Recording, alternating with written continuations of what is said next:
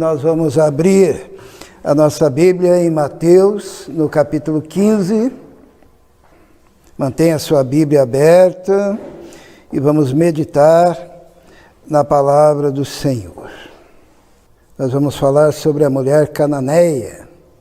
Todos encontraram, também podem ler na nossa tela essa história, uma história inusitada, uma história interessante e é uma história para nossa reflexão, algo que aconteceu na vida do nosso Senhor e Salvador Jesus Cristo. Vamos ler, diz assim: E partindo Jesus dali, foi para as partes de Tiro e de Sidom.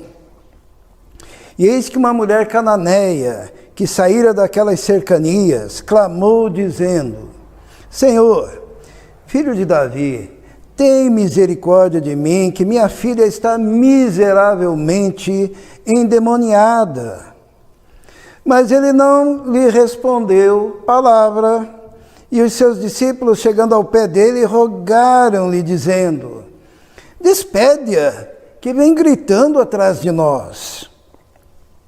E ele respondendo disse: Eu não fui enviado, senão as ovelhas perdidas da casa de Israel. Então chegou ela e adorou, dizendo: Senhor, socorre-me.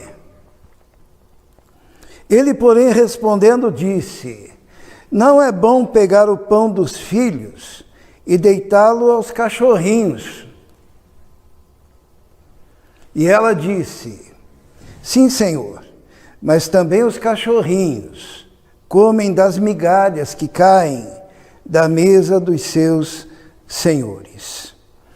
Então respondeu Jesus e disse-lhe: Ó mulher, grande é a tua fé. Seja isso feito para contigo como tu desejas. E desde aquela hora a sua filha ficou sã. Amém? Vamos orar. Senhor, muito obrigado pela tua palavra. Reconhecemos neste momento que dependemos totalmente do teu Espírito para compreendermos a palavra e para aplicarmos a palavra, Senhor, conforme as nossas necessidades. Pedimos que o Senhor fale conosco, nos abençoe e nos toque. Em nome de Jesus. Amém. Que história, hein, irmãos? Que história. Muitos acabam se colocando como advogados de Jesus, né? Tentam justificar Jesus pela forma como ele agiu. Porque aqui diz o seguinte, que Jesus foi para as partes de Tiro e Sidom, que seria a parte dos gentios, a Galileia dos gentios, né? Não era o povo de Israel, era um povo estrangeiro. E quando ele passava por ali, e note-se o seguinte, que foi a primeira e a última vez que Jesus no seu ministério passou por ali. Então era a única oportunidade para alguém que estivesse por ali. E Jesus estava passando ali pelas regiões de Tiro e Sidom, e uma mulher cananeia, era uma mulher estrangeira, não fazia parte do povo de Deus, saiu daquelas cercanias e clamou: Senhor, filho de Davi, tenha misericórdia de mim, que a minha filha está miseravelmente endemoniada. Ela aproveitou aquele momento que Jesus estava passando por ali, ela esqueceu que Jesus era judeu e eles não tinham boas relações, né, esses povos.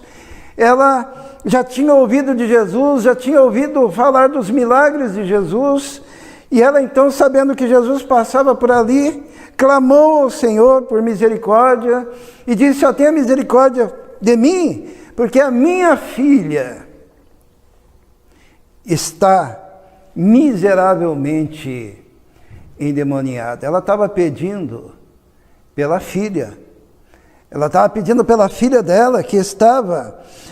quando diz que estava miseravelmente endemoniada, significa que ela não estava só endemoniada, mas que os demônios que estavam tomando conta daquela criança, porque no Evangelho sinótico fala minha filhinha, sabe? Então a gente subentende que era uma criança, que era nova.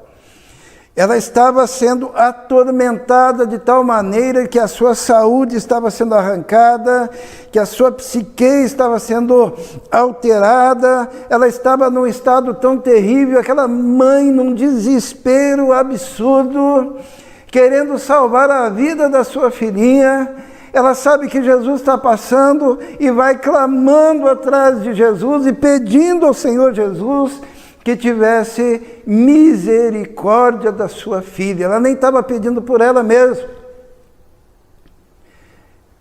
Que atitude louvável, né? Que atitude de mãe. Agora há pouco nós falamos daquela mãe que evangelizou o mundo, evangelizando os seus filhos, porque um dos seus filhos se tornou um dos maiores pregadores. E aquela mãe era o exemplo de vida para aquela criança. E agora nós encontramos aqui uma mãe profundamente preocupada com a sua filha. Até onde você vai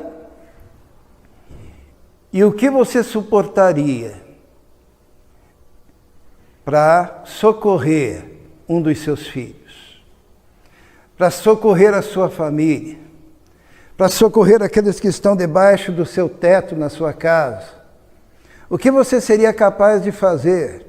A primeira coisa que a gente entende nessa mulher é o discernimento que ela tinha, porque ela percebe que a filha dela não estava só doente, que a filha dela não estava só numa situação resultante das conjunturas sociais, mas a filha dela estava naquela situação espiritualmente.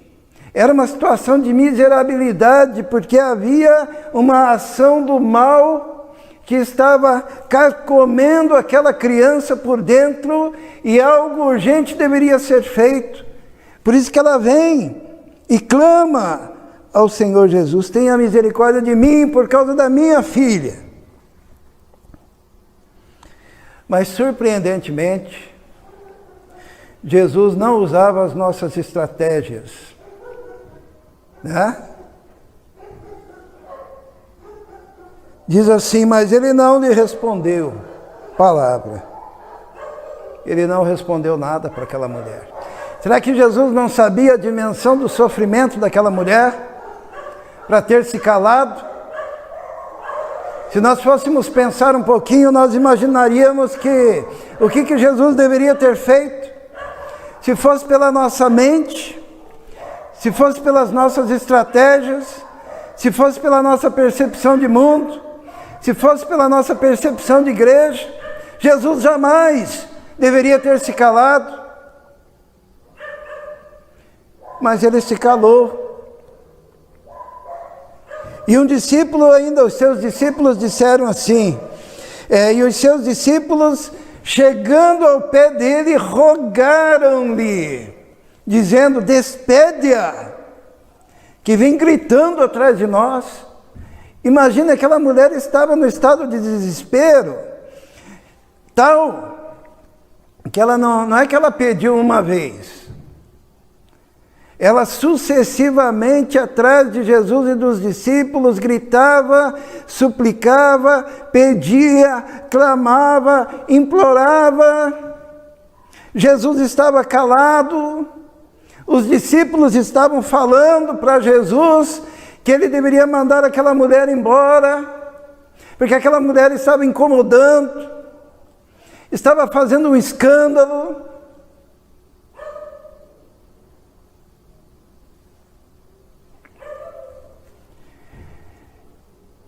Miriam, que método evangelístico é esse?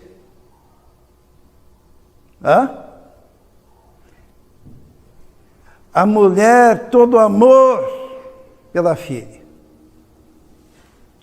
Sabe quando Deus se cala? Quando parece que Deus não está respondendo às nossas orações. Quando parece que a igreja, aqui representada pelos discípulos, estão servindo como um obstáculo. Despede-a.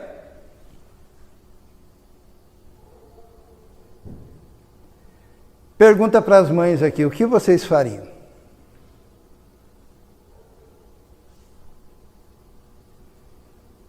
Numa situação dessa. Pergunta para os pais, o que vocês fariam?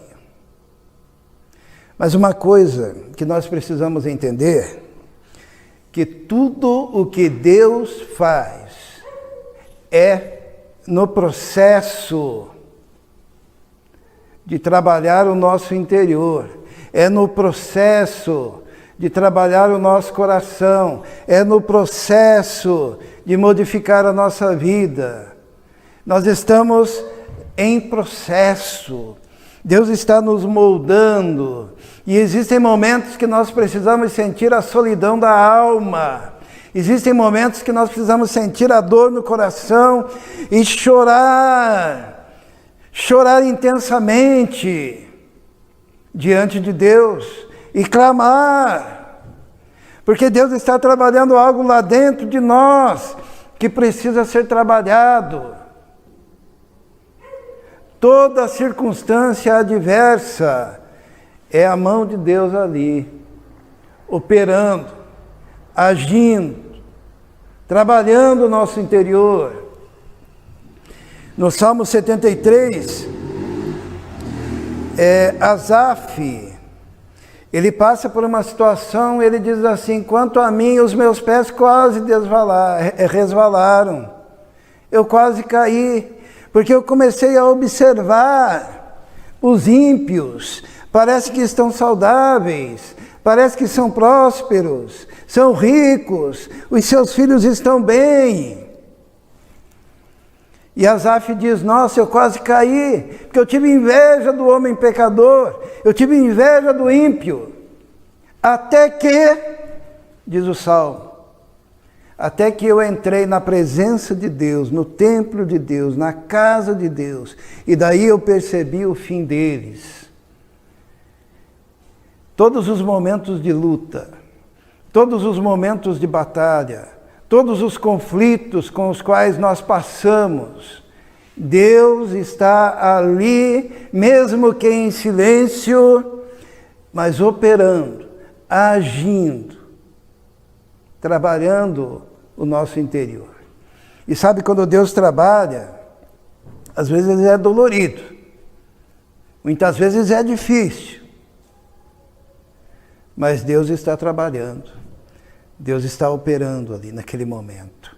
É semelhante àquela ideia do oleiro, né? Que primeiro ele tem que purificar aquele barro e tirar as impurezas, daí ele tem que amassar aquele barro, e ele amassa aquele barro, e ele molda aquele barro, daí ele coloca na máquina, e ele vai trabalhando, vai modelando, é um processo. Até que você, como vaso nas mãos do oleiro, esteja útil para a obra de Deus, para o serviço de Deus. Aquela mulher estava sendo trabalhada e as coisas ainda pioram com ela, né? Porque Jesus respondendo disse, olha o que ele responde para aquela mulher: eu não fui enviado senão as ovelhas perdidas da casa de Israel. O que Jesus está dizendo aqui? Jesus está dizendo para ela assim: olha, quando meu pai me enviou, ele disse o seguinte para mim: primeiro prega para Israel, primeiro trabalha entre o povo da promessa. Não foi assim quando mandou os discípulos? Quando Jesus mandou os discípulos para evangelizar, Jesus falou assim: olha, não entre em casa de gentios, nem passe pelas casas dos samaritanos, mas preguem para as ovelhas perdidas da casa de Israel. Havia um itinerário. E Jesus está dizendo isso: olha, eu fui mandado primeiro para as ovelhas perdidas da casa de Israel. Foi o que ele disse para aquela mulher.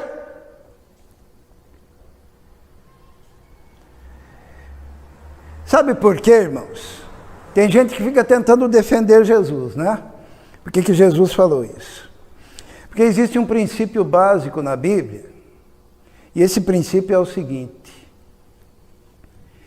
que o obedecer é melhor do que o sacrificar. Os irmãos entendem? Obedecer é melhor do que sacrificar. Ele tinha um itinerário. Ele tinha uma ordem. Lembra na semana passada que eu falei que Jesus em tudo se submeteu ao Pai? E mesmo quando ele curava, mas debaixo da direção do Pai. E uma vez ele falou: Senhor, eu estou orando, eu sei que o Senhor sempre me ouve, mas eu estou orando e pedindo para que o povo entenda essa submissão dele ao Pai. Porque ele esvaziou-se, e mesmo sendo Deus, tudo o que ele fazia era resultado de uma ação de obediência total ao Pai, porque ele queria deixar o exemplo. Por isso que antes dele ir para o sacrifício, ele perguntou para o Pai, ele disse: Pai, se for possível, passa de mim esse cálice, mas não se faça a minha vontade, porém a tua vontade. Por quê? Porque obedecer é melhor do que o sacrificar. Aquela ação de Jesus tinha que ser uma atitude de obediência, jamais de rebeldia. Porque quando há rebeldia, ali está o princípio satânico. Por que o diabo caiu? Alguém sabe? Rebeldia. Diz que ele estava lá, né? Ele era um dos anjos de Deus, até que se achou iniquidade no seu coração, ele rebelou-se contra Deus, ele quis ser maior do que Deus, e daí ele foi lançado. Caiu. Quando o apóstolo Paulo fala, se alguém deseja ser pastor, se alguém deseja o episcopado, né, ser pastor, ser um líder na igreja, ele tem alguns critérios, e um dos critérios é que não seja neófito. A palavra neófito significa novato, aquele que é recém-chegado, aquele que ainda não foi provado, aquele que ainda é na universidade é o calouro, né? O novato, o calouro, que está chegando agora, o que tem pouca experiência. Paulo diz: não neófito, para que não se ensoberbeça e cometa o crime, o mesmo crime que o diabo cometeu, e não caia na condenação, na mesma condenação do diabo. E qual foi a condenação do diabo? Foi a rebeldia. Se Jesus simplesmente fizesse, a despeito do seu itinerário dado pelo Pai e que ele transmitiu aos seus discípulos, primeiro ir às ovelhas perdidas da casa de Israel, seria apenas um ato de rebeldia. E ele disse: eu não fui enviado senão as ovelhas perdidas da casa de Israel. Pergunto para as irmãs, né? Se estivessem no lugar da mulher samaritana, que vem gritando, Senhor, tem misericórdia de mim, a minha filha está miseravelmente endemoniada, ela vai morrer, ela vai ser destruída. E daí o Senhor se cala, mas daí os discípulos dizem: manda essa mulher embora. E daí Jesus finalmente responde e diz: olha, eu não fui enviado para você, eu fui enviado para as ovelhas perdidas da casa de Israel.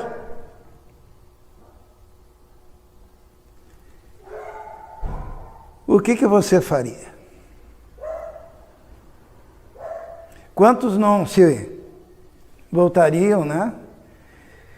E sairiam dali praguejando, dizendo: olha só, me rejeitou.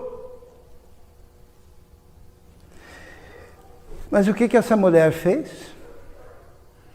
Diz a palavra de Deus que então chegou ela e adorou-o, dizendo: Senhor, socorre-me. Ela adorou o Senhor Jesus. Lá no Evangelho de Marcos diz que ela estava aos pés de Jesus, adorando ao Senhor Jesus. Ela adorava Jesus a despeito das circunstâncias. Ela adorava Jesus a despeito da sua aparente rejeição. Ela adorava Jesus apesar de todas as coisas que estavam acontecendo à sua volta.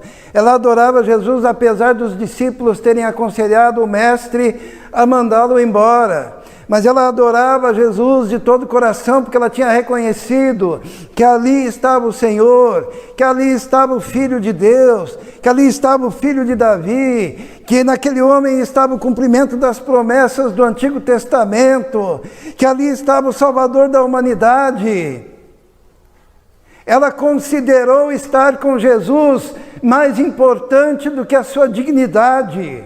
Ela considerou estar com Jesus mais importante do que as suas ideias. Ela considerou estar ali adorando ao Senhor Jesus mais importante do que tudo. E ela olhou para a sua família, ela olhou para a sua filha e pensou: se há alguém que pode me libertar, é Jesus, o filho de Davi. E ela adorou sinceramente ao Senhor Jesus. Muitas vezes nós somos empecilhos para que as pessoas adorem com sinceridade ao Senhor Jesus. Porque quando Jesus falou que nós somos pescadores de homens, Ele não disse que na ponta do anzol, na vara, a gente tinha que colocar promessas vazias. Ele não disse que lá na ponta, no anzol da vara, como pescadores de homens, a gente tinha que colocar ações sociais como armadilha para trazer adeptos. Alguém poderia me dizer qual a diferença entre novo decidido e novo convertido? Alguém sabe?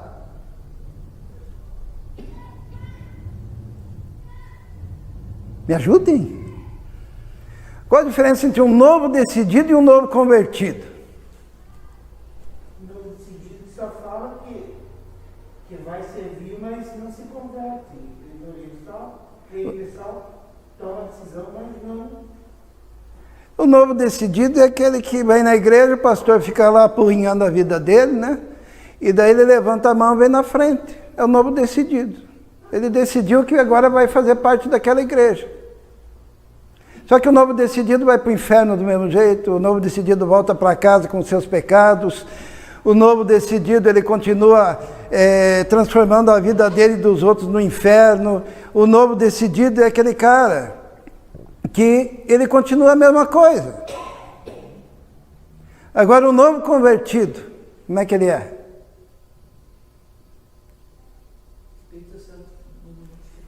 Mudou, né? Conversão é mudança. Mudança de rumo, mudança de vida. O novo convertido reconheceu que é pecador. Reconheceu que não merece nada. Reconheceu que quando Jesus fala com ele, é pela graça e não porque ele tem algum merecimento em si mesmo.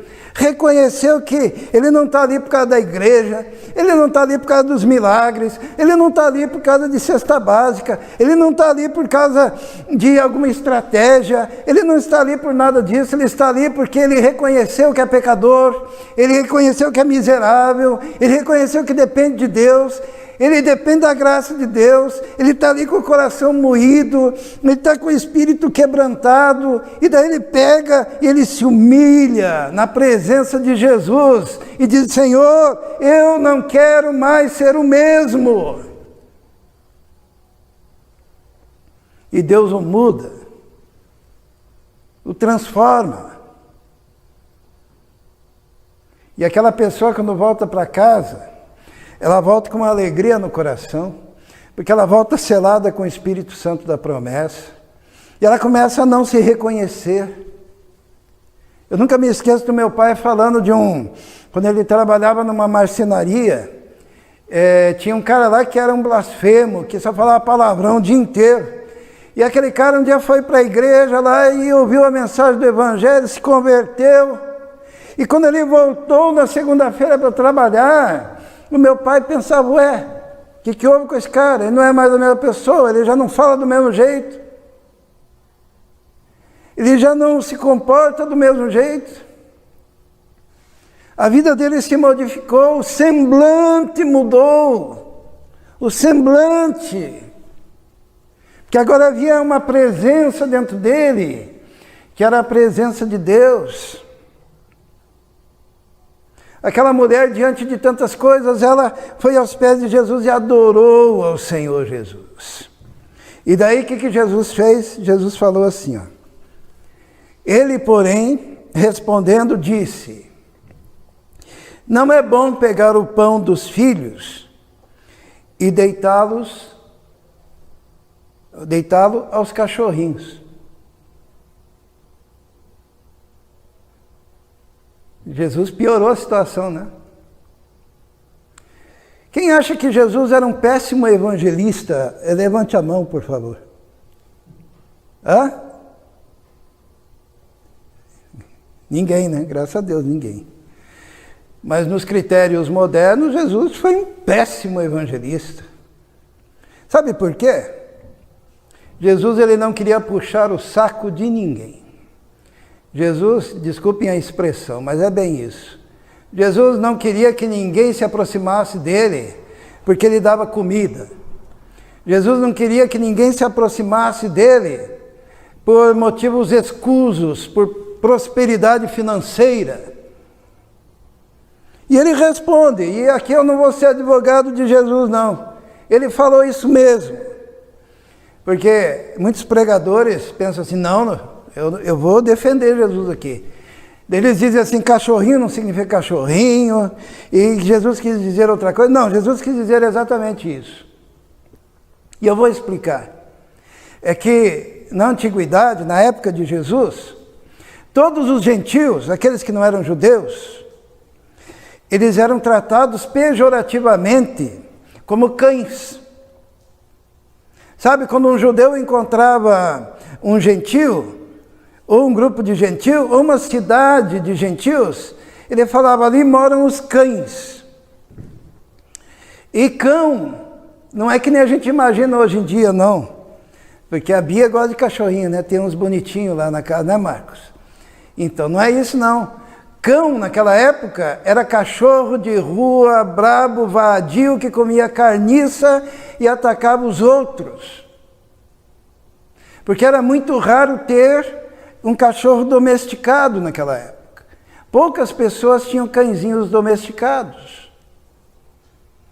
Então, na verdade, eles consideravam quem não era judeu, eram os cães sarmentos, ferozes, que comiam carniça da rua. Isso estava no imaginário de todo aquele povo. E Jesus se utilizou desse dito popular.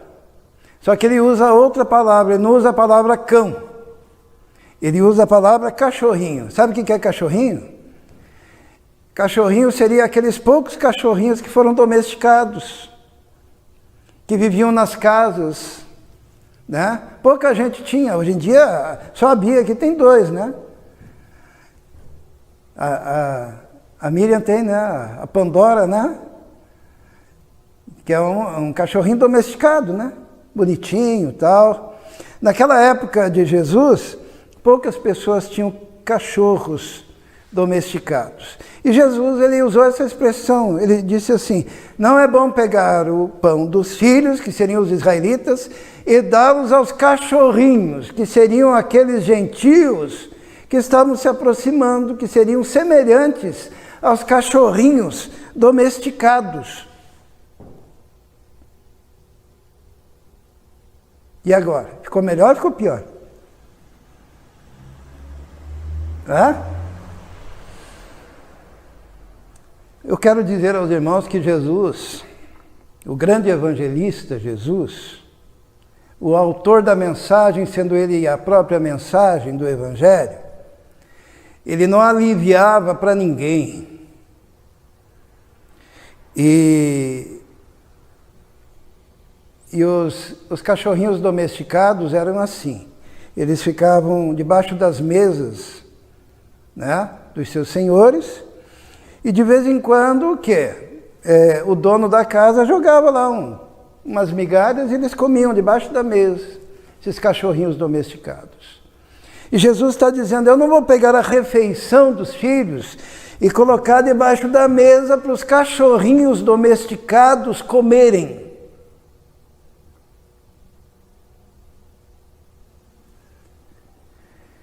Bia, nessas alturas do campeonato, se fosse a Miriam, você que conhece bem ela, o que ela já tinha falado?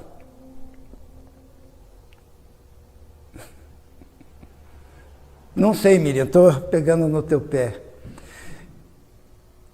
Mas o que aconteceu? Aquela mulher, ela disse, sim, Senhor. Mas também os cachorrinhos comem das migalhas que caem da mesa dos seus senhores. Irmão, que humildade, né? Que humildade daquela mulher. Que confiança daquela mulher no Senhor Jesus. Aquela mulher andou até os limites, porque ela estava lutando por ela, mas ela estava lutando pela sua filha, ela estava lutando por libertação, ela estava lutando pela salvação daquela criança, da sua filha que estava miseravelmente endemoniada. Só que a sua atitude não era uma atitude só de querer se aproveitar de Jesus para libertar a filha e depois virar as costas e esquecer do Senhor. Mas a atitude daquela mulher era de alguém que genuinamente tinha entregado o coração a Jesus, independentemente de qualquer circunstância. E o peso dessa mensagem está nisso. A conversão genuína, ela independe das circunstâncias. A pessoa quer Jesus, a pessoa quer andar com Jesus, a pessoa quer adorar Jesus, a pessoa quer caminhar com o Senhor, a pessoa quer obedecer, a pessoa come essa palavra, ela quer ler a Bíblia, ela quer entender a palavra, ela ama a palavra, ela quer viver para Deus, ela quer adorar ao Senhor. O evangelicalismo moderno é uma piada, é um arremedo, e é por isso que nós temos no Brasil os nossos líderes fazendo com que os seus prosélitos se tornem 2 vezes mais filhos do inferno do que antes. Por quê? Porque pregam vaidades. Por isso que a maioria dos nossos deputados, senadores evangélicos estão na cadeia. Por isso que muitos pastores líderes na nossa nação estão aceitando as práticas pagãs, como o homossexualismo, como a maçonaria. É por isso que nós temos líderes evangélicos andando de jatinho particular e com dinheiro depositado em paraísos fiscais, dinheiro do povo, da igreja. É por isso que a maior igreja do mundo, na Coreia, teve o seu pastor preso por desvio de recursos.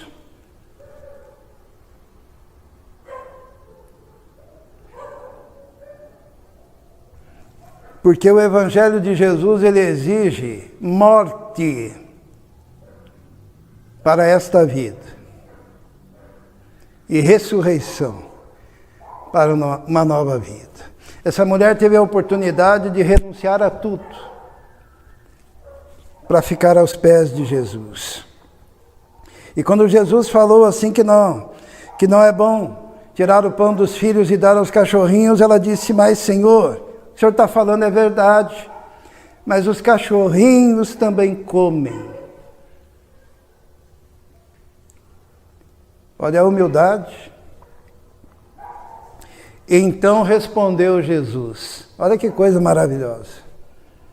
Ó mulher, grande é a tua fé. Eu fico imaginando o sorriso do Senhor até aqui, né? Porque ela passou no teste. Mulher, grande é a tua fé. Seja isso feito contigo, como tu desejas. E desde aquela hora, a sua filha ficou sã. Jesus fez um milagre de longe, ele não precisou entrar na casa daquela mulher. Ele só falou, ó, seja feita conforme o que você deseja, porque grande é a tua fé.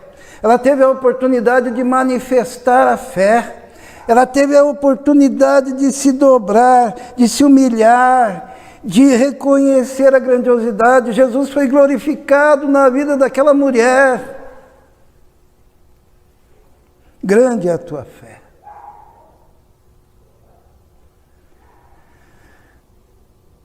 E partindo dali,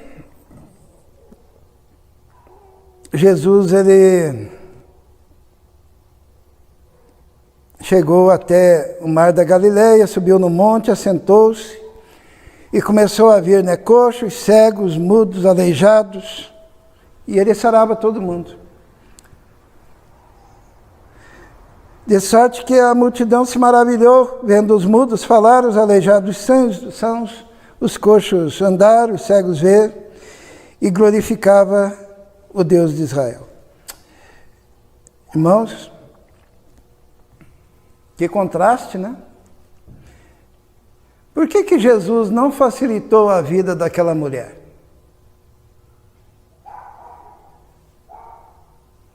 Por que Jesus não facilitou a vida daquela mulher? Logo em seguida ele curou todo mundo.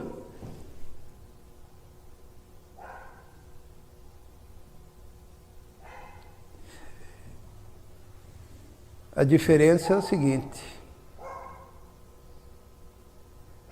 aquela mulher foi a única que o adorou. A multidão só queria os milagres. E o Senhor manifestou os milagres, por misericórdia que ele tinha do povo. Mas aquela mulher, ela foi evangelizada pelo Senhor. Ela foi confrontada. E essa é a diferença. Por isso eu queria que você, quando passar por momentos de confronto, momentos em que parece que o Senhor se calou, que você só fizesse a pergunta, não aquela pergunta, né, por que, Senhor? Mas aquela pergunta, para que, Senhor? Eu sei que o Senhor tem um plano, eu sei que o Senhor tem um propósito, e eu quero estar dentro desse propósito. E daí você falando isso, o adore, em espírito e em verdade. E você vai ver que mais do que aquilo que você pediu, Ele vai transformar o seu interior. Ele vai transformar o seu coração. Ele vai transformar a sua alma. Ele vai transformar a sua vida, a vida dos seus filhos, da tua família. Mas entregue para Deus.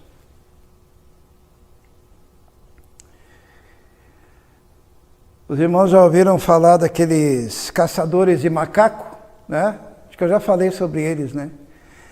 Eles pegam uma cumbuca, é um negócio que tem um buraco assim no meio, colocam lá uns amendoins, umas coisas, amarram a cumbuca na árvore. O macaquinho, ele vai lá, enfia a mão na cumbuca, pega o amendoim e fica preso ali. Para ele se soltar, o que ele deveria fazer? Soltar o amendoim. Estaria livre. E tem muita gente que não consegue ter uma experiência com Deus verdadeira de fato, porque está lá segurando coisas. E segura coisas, está preso a esse mundo. E Jesus, ele diz assim, entrega para mim, solta isso. E você não, você quer ser o dono da situação. Você quer manipular a situação, manipular a família, manipular Deus. Você acha que Deus tem que fazer tudo o que você quer. Você acha que tem o controle de todas as coisas. E Jesus fala, abra a mão. Entrega para mim. Entrega a tua história, a tua vida, teu futuro. E você está lá, seguro. Tem gente que passa 10, 20, 30. Tem gente que morre assim. Bastaria fazer assim. Aquela mulher abriu a mão de tudo. E confiou em Jesus. Como resultado, teve um grande milagre na sua vida e na vida da sua família. Vamos orar. Senhor, muito obrigado, Senhor, por essa história bíblica, essa passagem do Senhor, quando o Senhor libertou aquela menina miseravelmente endemoniada, quando o Senhor atendeu ao pedido daquela mulher desesperada, quando o Senhor, na sua sabedoria, trabalhou em toda aquela circunstância. Muito obrigado porque podemos confiar no Senhor.